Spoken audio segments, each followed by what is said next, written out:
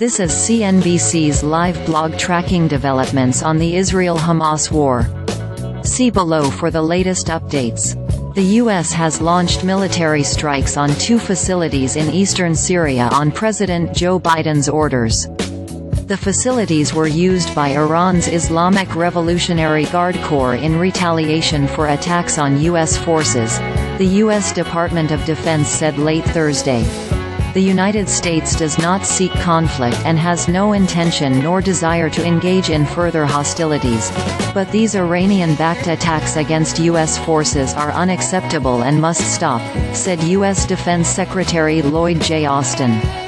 Earlier, the foreign ministers of the United Arab Emirates, Jordan, Bahrain, Qatar, Kuwait, Saudi Arabia, Oman, Egypt and Morocco condemned the targeting of civilians and violations of international law in Gaza by Israeli forces.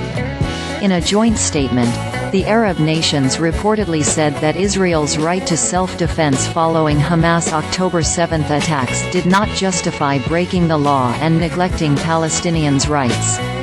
The Israel Defense Forces said they conducted an overnight raid in northern Gaza, as part of preparations for the next stages of combat. The IDF's Givati Brigade used tanks as part of the operation, and soldiers left the area once it was completed, the military added.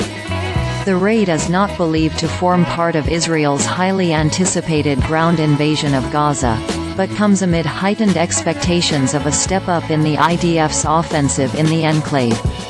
Fuel, meanwhile, is running out in the Gaza Strip, and a UN humanitarian relief agency warns its aid operations in the area could be obstructed as a result. As the international community sounds the alarm on a growing humanitarian crisis in the region, the administration of U.S. President Joe Biden has called for a pause in Israel's military operations against Hamas in order to allow more aid to get into the Gaza Strip, NBC News reported. Speaking at a news conference, Biden stressed that Israel needs to do everything in its power to protect innocent civilians.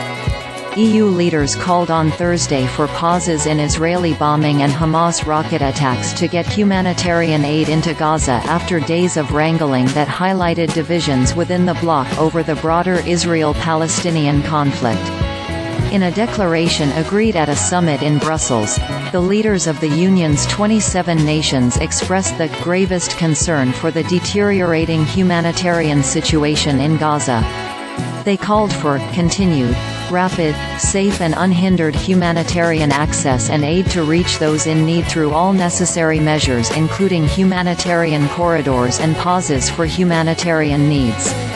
The summit was the leaders' first in-person meeting since the deadly October 7 assault on Israel by Palestinian militant group Hamas, which prompted Israel to bombard and blockade Hamas-run Gaza.